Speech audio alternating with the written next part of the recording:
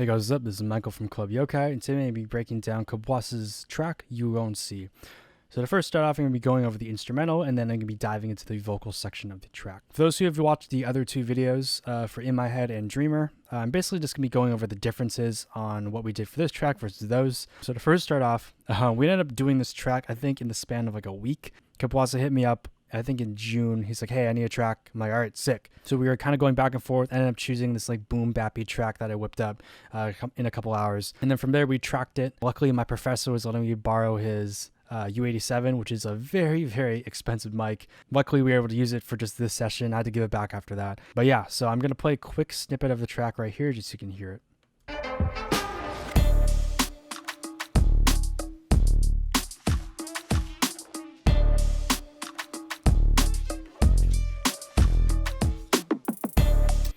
As you can probably tell, this session really isn't that organized. Then again, it's only 28 tracks, I believe. So yeah, basically the inspiration for this track was I had to find some sort of, brass or old school loop. So I ended up, digging into a couple packs I had, found this horn sample that I had to end up warping in time, but this is what it sounds like. It's a very cool, like old schooly sound. This one shot has a stinger as well that we layered with a guitar hit for the impact. So right here. So to be honest, it's a pretty simple instrumental. Just muting the tonal elements. It's just an 808 drums and essentially just like a saxophone, which sounds like this.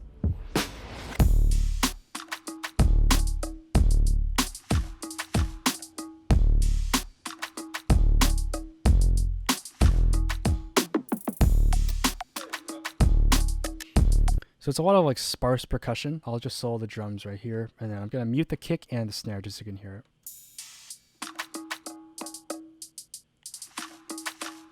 I believe this is just like some random, oh, this is a Jersey Club top loop. So we ended up just using that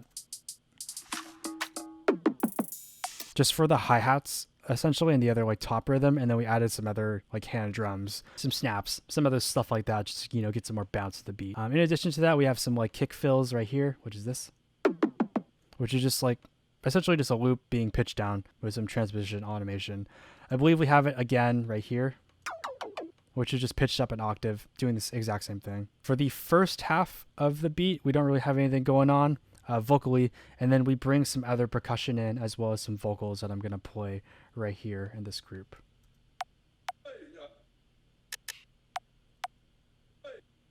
Just some small texture things that are added to create more variation. So I'll play that right now.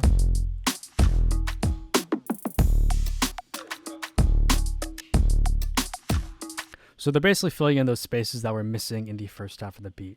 In addition to that, we just got a break loop, but we did some auto filtering, as you can see in the intro right here too. Just like a small thing, keeps it from being too boring. So it's a good way to, add that weird element. So that's why I added it in. We pretty much have it just as a chorus, quote unquote, section.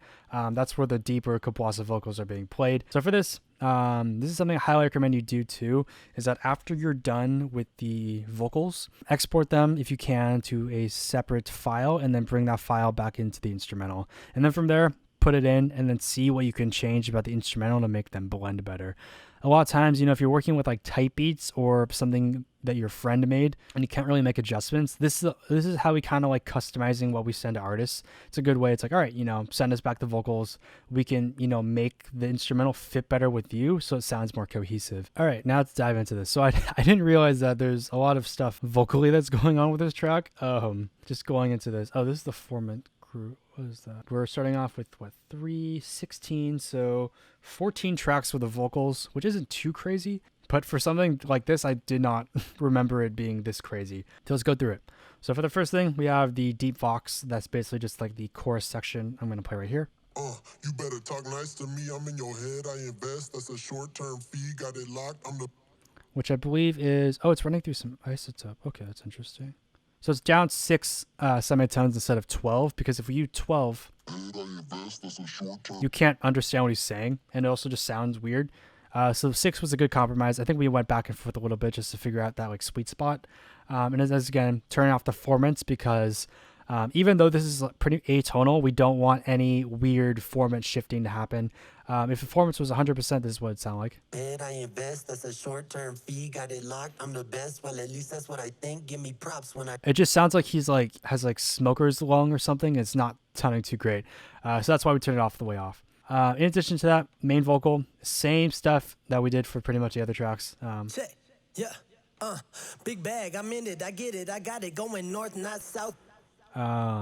So yeah, nothing too different there. In addition, backing vocals slightly panned to the left and right that are basically just doubles on specific words only. Next, we have a fake harm, which is doing the same Sound Toys little altar boy trick that we showed last video, which is doing this. Pulling up from three, pulling up and talking shit, they love it when I speak.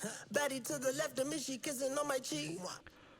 So it pretty much only happens on the downbeats because that's the only like really sung part. In addition to that, we also have some other backings that are tonal. Okay, so this one is it's literally just the same vocal but pitched up an octave, and then this is the same one pitched down an octave. So like I mentioned in the instrumental part, we had to add more stuff vocally, I assume, just to fill out the beat. So this is what we ended up, I think, agreeing on. So this is just for the second half of the verse, I believe, as well. So in addition to that, you better talk nice to me. we have some more doubles coming in for the second chorus. Same thing. These are just pitched slightly down, only 3 semitones, and they're also just being panned, just create more variation and to make it sound a little bit more different. We also have it come in at the very end, but only for the first round. The second round, I think we just have it do some cool stuff. You better talk nice to me. I'm in your head. I invest. That's a short-term fee. Got it. Same thing with Sound Toys. You better talk nice to me. I'm in your head. I invest. But we're doing the weird panning shit. I think we really only did that just to add more variation and make it sound a little bit different. It's a very subtle thing, and then in context, it sounds like this. Get it, I get it for all of my city, I'm flowing, I'm spitting, I know you be feeling, I ain't never chilling, it's nothing, I'm feeling myself when I'm rapping, it's nothing to me. Get what I gotta be rapping a lot, I be calling the shots, I be saying I'm how to be dropping these bars, I do it off top, if you like it and buy it, ain't nothing for free, ooh yeah. So with that, it adds some more stereo width. It's kind of a cool effect. And it's also, it's just in the background. So it's not taking away from his performance of that faster section. And it's also, giving more width, which is always important. I think the main thing we strive to do, at least for Kabwasa stuff, is making sure that there's enough width going on for the majority of the track. Because a lot of times with hip hop, it's mainly just, the main vocal, and, they'll probably have something, panned left or right for ad-libs, but it's pretty much just in the center. So it's a good way to kind of go off of his strengths of more singing rap, where it's like, all right, we'll have a pass of just him doing random melodies and random ad-libs, and then we'll use those as pretty much just ear candy throughout the track, which is always nice to experiment with. And it always, we always come up with something different. As you can probably tell, we really like the Sound Toys method. There's been some other things that we also do where we just run the whole thing through some distortion and reverb and just drown it and then throw it in the back. It's always fun to do, just to create some more variation and cooler sounding things. So I think the main takeaways is that, you can do a lot with a little, especially when you're trying to make a main vocal, pop more. Always running your stuff up an octave or down an octave, and then mixing it very, very quietly is always good. Adds, either if you want more low end, all right, add a fake octave down and then, mix it in appropriately. If you want some more high end and more breathiness, add an octave up, add some distortion up at the very, very top. So it's only, hearing only the breathiness of that take and, also just mixing it down. As you can tell, these are very quiet, -17 and -18 for the fake low and fake high. So it's always, you'll hear them if you are paying attention, but it's one of those things where it's like, if you aren't paying attention, you really won't hear them. It's more of like a subtle thing to just add more depth to the track. So yeah. So if you guys like this video, please let us know in the comments below. If you have any questions on production or anything else we did for Kabwasa's Maiden Flight, please let us know. We ended up only working on tracks In My Head, Dreamer, You Gon See, and Whole Lotta Love. So if you have any questions about those, please let us know. Thanks guys for watching. Hope you guys enjoyed. Peace out.